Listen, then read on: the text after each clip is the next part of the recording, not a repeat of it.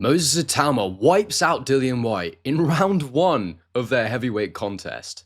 And it's a weird one, guys, because sometimes you come away from a fight and actually you have more questions than answers. I was hoping we'd get answers in this fight with Itauma, but there's definitely a couple of things that we need to talk about in this video. Questions that we still don't know the answer to about Moses Itauma. Questions about Dillian Whyte's condition coming into this fight. I've seen some information out there right now that we need to have a think about. Questions about the legality of some of the punches that finished Dillian Whyte. I've not seen a lot of people talking about this, so make sure you stick with me through that part of the video because we definitely need to analyze the way that Dillian Whyte was stopped. And also, Moses Itauma, in his post-fight interview, alluded to tactics and things that Whyte was doing in the ring that I absolutely want to figure out what he was talking about. He said he was seeing things in there that Ben had told him Dillian Whyte would do, and then he was brave enough to actually capitalize on it. And I'm going to show you in this video what that thing was, all before thinking about where next for both of these fighters. Hello everyone, and welcome back to A Guy Called Henry. Guys, what an interesting card that was. What an interesting fight. What a star-studding result. Moses Itauma icing Dillian Whyte in round one of their contest. Firstly, big thank you to all of you that joined me for the live stream. We had over 20,000 people on the live stream last night. That's unbelievable. And I hope more of you will come in the future. I know there's a few regulars that are in the comments section a lot, who I haven't necessarily seen on the lives yet, but they are really good fun. I genuinely enjoy doing them. It has made watching boxing just a better experience for me. So thank you so much to everyone who's joining me for those. Now, just before I jump into what I thought would happen before this fight, please don't forget to bang a like on this video if you like it, subscribe if you're new, and get your comment in the comments section below. What did you make of this finish by Moses Itauma? Now, coming into this one, a lot of you will have seen my prediction video. And I did predict the stoppage for Moses Itauma, and I said I wouldn't be massively surprised if it went early, but I did end up predicting round 6 to 10, so we didn't get that one quite right. The reason I predicted round 6 to 10 was because I was absolutely convinced that Dillian Whyte would go in there and try to frustrate Itauma, try to take him into the later rounds, and try and force a mistake out of the young talent. I was basing this on the idea that I'd seen moments in fights where Itauma seemed to get a little bit reckless, especially when he had an opponent on the ropes. He would overthrow shots, there was rooms for counter punches. We'd seen that against Espindola and against Mike Balogun. And the way that Dillian Whyte actually tried to frustrate Itauma and his team a little by taking his time coming out, he'd obviously got it in the contract that he was going to walk to the ring second, which isn't common practice for the fighter who isn't the A side, which Whyte wasn't in this fight. Despite having the bigger commercial value, Itauma was definitely the A side in this fight, being the higher ranked fighter, being the fighter whose name was first on the poster and all that good stuff. But for some reason, Whyte had managed to negotiate that he would walk to the ring second, and he took that to his advantage. He made Itauma wait for him to come to the ring, and I definitely felt that played into the narrative of, I'm going to frustrate you, I'm going to try and get you out of your rhythm and stress you out, basically. However, that didn't seem to help things at all, and actually, Itauma finished him so quickly that Whyte was not even in this fight. He really wasn't in this fight. But like I said in my intro, I come away from this with a lot of questions, a lot of thoughts, and things that we need to dissect in this video. The first place I want to start is by analyzing the knockout itself. And I'm just going to play you this clip from Moses Itauma's post-fight interview now. For the first maybe 2-3 minutes, I saw he was doing exactly what Ben telling me to do, but it's just, you know, the fight nerves, whatnot kicked in. And then after maybe like the first minute, I was like, okay, cool. I keep seeing this happen. I can't miss it. So, yeah, man, executed the game plan. So you can see there that Itauma has alluded to things that were happening in the ring, tactical details that Ben Davison had told him would be there, and they'd worked on it in the game plan, and he told him how to execute on those details. So straight away after the fight, I was sat in bed last night, and I was trying to find a dodgy replay of it so I could try and figure out what he was talking about. And I've got it for you here. I managed to figure out what it was while I was lying in bed last night, watching it back. It's not hard to analyze when there's only about a minute and a half to watch. And actually, it was something I broke down in my pre-fight tactical video where I was talking about Dillian Whyte and his uppercut susceptibility. And it's exactly the same dynamic at play here. And this is the detail I believe that Moses Itauma is talking about in his post-fight interview. So one of the things I felt that Itauma would look to do, and I said this pre-fight, is that when he's fighting an orthodox fighter, he generally will look to get his jab going over the top of theirs. But when he's fighting a southpaw, he'll go with the jab to the body. I felt against Dillian Whyte, he would look to set up the backhand to the body as often as possible. The backhand to the body, it's the equivalent of a orthodox fighter jabbing to the body. And Itauma's so fast that I believe he can enter the pocket as quickly with that backhand when he's going to the body, that is. And what's really important here is how Dillian Whyte reacts when he gets hit to the body. So watch here. This is the first 15 seconds of the fight. Itauma steps his foot to the outside. You can see there he's got his foot to the outside of Dillian Whyte's lead foot. And he fires that backhand into the body. And you can see what he's done really well is he's got his head off the line. So his head's to the outside of Dillian Whyte's lead hand. And he's smashed into the stomach with that lead hand. Then watch what Whyte does just as he gets hit. Look, he leans forward. the weight starts to come over the front foot. And that lean forward, as I said in my pre-fight video, that is why he's been susceptible to uppercuts, but it doesn't just make you susceptible to uppercuts, it opens up opportunities for other shots. Again here from Itauma, it's a similar thing. He's so quick at getting his feet into the pocket. He goes on the outside again, and watch here. He just takes one big step with the jab. That goes over Whyte's lead hand, but he doesn't actually land it. He pulls it short because Whyte's moving backwards. And he goes a second time, brings his back foot in, goes a second time, gets himself in the pocket again. His head is off the line. He's lining up that backhand, and you can see Dillian Whyte's got that sort of loose guard. Boom, fires to the body again. Heads off the line, so the jab goes over the top. That lands maybe slightly low. It's on the belt, but, you know, I think it's fine. Dillian Whyte's shorts were a little bit high, potentially. And again, you see the body position of Dillian Whyte. He's leaning forward. You see that. His back arches over. His head is exposed. You can see that. And then again, just to show slight variation and a bit of a foreshadowing, as Itauma steps in here, he goes up the middle this time, and me and Jamie broke this down, how he goes up the line sometimes with his foot on the inside. As you can see there, his foot's inside Dillian Whyte. And he double jabs, and as he steps in, you see, you know, he's binding up the backhand. I explained this in my pre-fight video. The lean forward that Dillian Whyte does is because he likes to dip under when fighters throw the backhand, and it does work on this occasion. In fact, he's so low there that I'm not even sure that's legal, because I don't think you're supposed to be able to have your head below the belt, which is like that. So anyway, not really that important at this point, but you know what I'm saying. And but you can see there again, he does lean forward, and that's the tendency I believe that he executes on when we see the knockout, which is coming now. Right, so this is the sequence that gets Dillian Whyte going. So watch here, Dillian Whyte steps in, he gets his foot just in front of Itauma's. Itauma has a slight lean back just to take the sting off that lead hand. And Itauma actually said in the post-fight interview he was surprised at how heavy the jabs were. So he didn't want to be too aggressive too soon.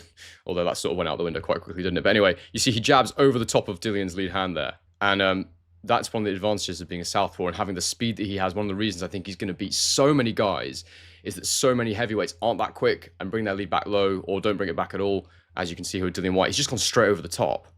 The next phase of that is that he gets his foot to the outside, as you can see there, and then he steps in with the backhand to the body. Boom.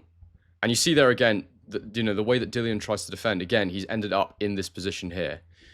That arched over position, that's what the key to all of this is. I'm going to show you now. So this is the exact moment where, this is the next phase of the attack. This is the exact moment where I believe Itauma's gone, I'm ready now, I'm going to go for this. So watch this. This is poetry. He steps in, he gets his foot to the outside again, see it there, and he fires that low backhand again, but this time, so by firing that, he knows that Dillian's going to lean forward, and this time he's already preparing the follow-up combination, which is a hook.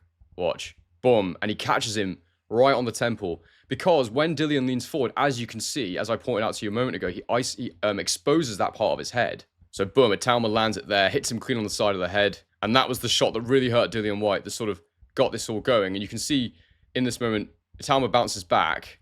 He sort of stands there, but Dillian's hurt there, I'm telling you. And then Itauma goes back in for more, he does it again, and this is when the first bit of controversy comes up. I mentioned this in my intro. Were these shots all legal? It needs to be discussed.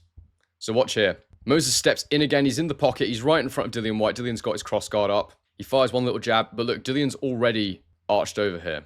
He's in that position already. So Moses this time just fires the left hook in. Now, look, if you look at where this hits, you see the problem here is that he's caught Dillian very clearly on the back of the head. Now, the problem here is that it's not a legal shot to hit someone on the back of the head. In any situation, it's not legal to hit someone on the back of the head. Although you won't be punished if it's accidental or incidental, which is what this is in my opinion. But the fact is that getting hit on the back of the head completely scrambles a fighter. And I do think that Dillian Whyte, the referee should have called that out and given him a moment to recover. Or at least warned Itauma, don't hit on the back of the head. It is difficult though, because Dillian Whyte's moved his head forward. But what I would say is, if you erase that and go back, is that Whyte's already in that position. It's not like he's leant into the shot. He's already, look, he's leaning forward the whole time. Look, he's leaning forward, and he catches him. And look, it's unfortunate, but at the same time, it's not legal. And so I don't know exactly what the ref's supposed to do in that moment, but he definitely should have paused it, because Dillian Whyte was really hurt by that shot. He was already hurt in the previous phase by the right hook, which was legitimate and landed clean, but then that happens more than once in this phase. So he backs up to the ropes, Itauma jumps on him. Again, he jabs his way into the pocket. Whyte puts his hand up, and again, he leans forward. Itauma fires that hook in again, and again, he's sort of, it's not quite as bad this one, but he does catch him on the back of the head a little bit again, and he just misses the uppercut. I thought he was going to go down there, Whyte, but he didn't quite. And then in this phase, Itauma just starts viciously going to the body, throwing hooks. At this point, there's less to break down because, you know, Dillian has shown the lean forward exposed. I've shown you how that happens. We'll just watch this through. Itauma's just absolutely teeing off on him, and eventually he knocks him down, and that is the knockout. So were those legal shots? No. They're not enough to get disqualified or anything like that, but I do think Dillian Whyte can feel a little hard done by, given that they completely scrambled him, no question. And look, this is very important to say. I'm not saying that Itauma doesn't knock him out in round 1 anyway. I'm not saying that this is the reason that Dillian Whyte lost the fight, but also it does just muddy the waters ever so slightly, and it does add another question to things, which is what we're trying to get rid of with Itauma. We want to get rid of questions. Another thing that adds questions to the mix is this image that I saw Sonny Edwards post. I've screenshotted Sonny Edwards' story on Instagram, and it says, "Got a call today saying white leg effed, and it's going early. The ring walk ain't convincing me otherwise." And this is something that is important to discuss.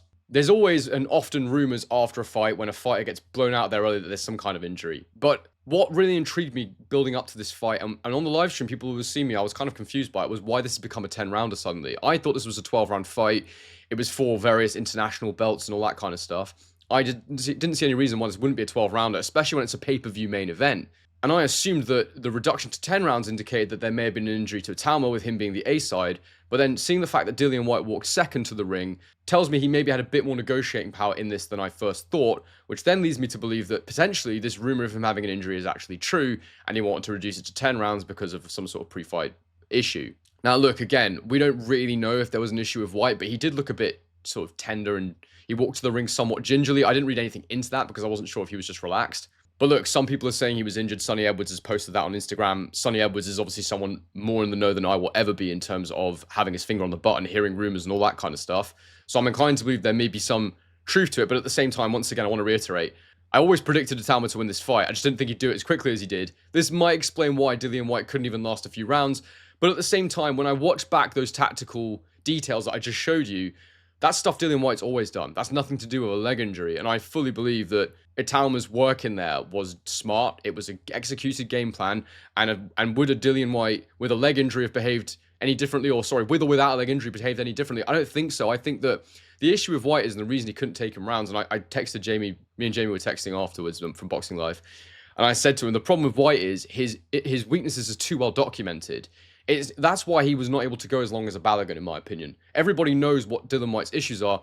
I suppose that I just felt he could get in there and survive a bit longer, fight very, very reserved and cautious, and take him rounds and then try and get him to make mistakes. But he couldn't even do that. And I think the biggest thing I've learned from this is that Itauma can execute under pressure. And because there was pressure in this fight, don't get me wrong. Now, he said after the fight that the Balogun fight was actually more pressure for him because he was supposed to win that so easily. Whereas with this, he saw it as a genuine contest. He felt more relaxed. To me, that's fine. You can think that way if you want, but to me, there was more pressure in this fight. And I fully believe that it's an impressive win for Moses Itauma. I mean, he went in there, he executed, he did his job, and it was absolutely fantastic. The hype train now is well and truly alive about this guy. I guess what worries me, and not worries me, but what is annoying to me is that we didn't really find out anything new other than that tactical execution. I still don't know how good his gas tank is. I still don't know how good his chin is. I'm not exactly sure if he's got the best temperament still. I just have no idea. He looks brilliant, and everything is indicating he's that guy, that he's ready for the biggest tests. But we're just not sure because no one's been able to challenge him defensively yet. No one's been able to put it on him for even a period of time. And look, it might not happen. With feet that are that quick, with a brain that works that well, with a game plan that's that good, because I really think that, look, Ben Davison gets a lot of stick in my comment section. It's not coming from me. I think Ben Davison's a really smart coach, and I think the analytics they use are brilliant. I like the game plans that they set up. And we'll talk about game plans in a minute because one Alexander Usyk keeps getting mentioned and we should have a discussion about that briefly before I finish this video. But I think that he's got a winning formula right now, a recipe that is going to take him very, very far in boxing. So speaking of that, what should these two men do next? Well, for me, I think it's time for Dillian Whyte to possibly retire. Although if he was injured, if he can spin that, he might be able to get himself one more fight. Someone might want a comeback fight. Maybe he can fight a Joe Joyce or someone like that. I don't know. Maybe it would be an undercard fight, of course. But, you know, if you're Dillian Whyte, you don't want to turn into a journeyman. The one thing I would say is the shape he came into this fight with, the weight he was, the lightest weight he'd been in like 10 or 15 years. It does tell me that there's probably still the desire there, but he could be shot to bits. I mean, I don't want to say his punch resistance is gone because, like I say, those shots were to the back of the head, and so it's not fair to say that at all. If Dillian Whyte wants to have another crack, I think this kid is an absolutely massive talent. I think he would wipe most guys out of there pretty quickly.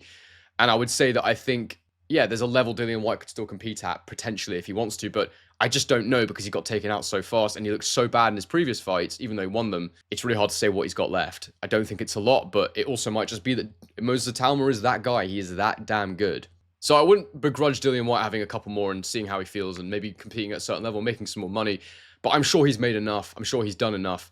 And if he wants to retire, it's the perfect moment, in my opinion, to just say, we've done enough. Let's call it a day. As for Moses Itauma, this is where things get really interesting, because what the hell do you do next with this guy? I mean, he is absolutely superb. He's an elite athlete. He's super fast and super talented. The raw athleticism, the power, the speed, the size of him in there. I kept thinking, God, he looks absolutely huge in there. The way he was moving around, he's a proper athlete, and was super lucky that he chose to do boxing. He's probably one of those guys that could have gone and done any sport, really. So who'd you put him in there with? Well, everyone's calling for Usyk, and I'm just going to say right now, I don't want to see him in there with Usyk right just yet. I mean, look, when Usyk beat Dubois, and I made my section at the end of that video, who should Usyk fight next? I did put Itauma's name in there because I said, what interests me, what would be interesting, what would be good to do?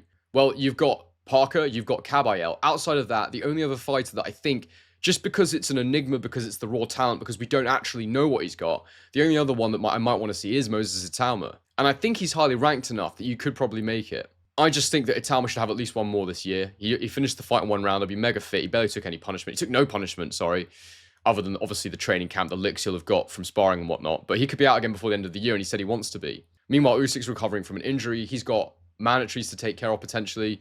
It's a difficult situation. My opinion is I'd love to see Kabayel and Parker fight each other, and then Itauma can fight somebody. The winner of Kabayel, Parker can fight the winner of Itauma versus whoever, and then they can fight Usyk. But there's not really time for that. Or potentially there is, I don't know. It's difficult with Usyk right now. I'm not sure exactly what speed he wants to move at, or if he even wants to keep boxing at World Championship level. There's been rumors of like a cash out payday type thing, and yeah, maybe he'll do that. And if so, fine. He's achieved so much. But long story short, he's not ready for Usyk. There's no way you can say he's ready for Usyk. As Ben said in the ring afterwards, we want to get him rounds. The one downside is we just can't get him rounds, and it might not be possible. He might just be too good for everyone. You don't get paid for overtime in boxing. You certainly don't really want to carry an opponent in the heavyweight division, because they might land that one shot and ruin your career. Well, your career trajectory anyway. But, you know, Filip Hrgović was on the card, and he looked a lot better. He looked a lot fitter than he has done in previous fights. The Filip Hrgović fight would interest me. Honestly, anything outside of Usyk, Parker, Kabayel, Dubois, I'd put him in with anybody else at this point. Even AJ, I'd put him in with any of those guys. Hrgović, Zhang, Joyce, Chisora. I said in my live stream yesterday after the fight, I thought Chisora could be a really good next move for him, because Chisora's looking for that last sort of payday, that last sort of big fight. And I think in terms of a learning experience, putting him in there with Chisora, I think Chisora actually would get through more rounds than Dillian Whyte did. But the thing about Chisora is he's got a style, that sort of come forward, marauding style, that pressure fighter. There's not many of them at heavyweight right now. And I think if you're Frank Warren's team, you look at it and you go, that's a chance to get him some experience in there with a guy who fights that way. What if more come through like that in the next few years and he hasn't fought anyone like that? There's not many guys in there, like out there like Chisora, that can box the way that he does. He's not world level or anything like that, but there is a certain style to how he does things. But yeah, there's literally so many options for him. You could put him in there with pretty much anyone. There's Justice Hooney as well. That would be an interesting fight. You know, get to see him actually box. I think Hooney would give him rounds. I think that's the one thing you'd say about Hooney. I really think Hooney would give him rounds. I think he'd knock Hooney out, but Hooney's slick enough and good enough that I think he could, you know, win a few rounds on points even potentially before Itauma gets to him. So yeah, every option's on the table. I mean, even someone asked me yesterday, do I think he'd beat Dubois right now? I think with Daniel Dubois, for me, anyone who's got comparable foot speed to him, he's going to have issues because he, like as I've said a million times, he can't block punches. So if you can match his foot speed, he can't defend with his feet anymore. You've got a problem. I think he could go about it in a similar fashion to Usyk. I really think that Itauma would beat Dubois. I think he'd beat him within 6 rounds. But that's a big shout, and Dubois is very experienced, so I'm not sure I'd put him in there with Dubois right now. Anyway, it's hugely exciting. I can't wait to cover this kid's career, because he is that. He is a kid. He's got a decade, more than a decade still in this game. And whilst I haven't necessarily had many questions answered, the hype train certainly continues to grow. Guys, do get your comment in the comment section below before I go from this video. Let me know, what do you think about Moses Itauma? How good is this guy? Who do you put him in there with next? What should Dillian Whyte do? And don't forget to slap a like on this video if you've liked it. Don't forget to subscribe if you're new. We're on the march to 20k subscribers right now. We're almost there. Not far off. We're hoping to do it in the next month or two. But thank you so much for sticking with me all the way through this video, guys. And as I always say, on to the next one.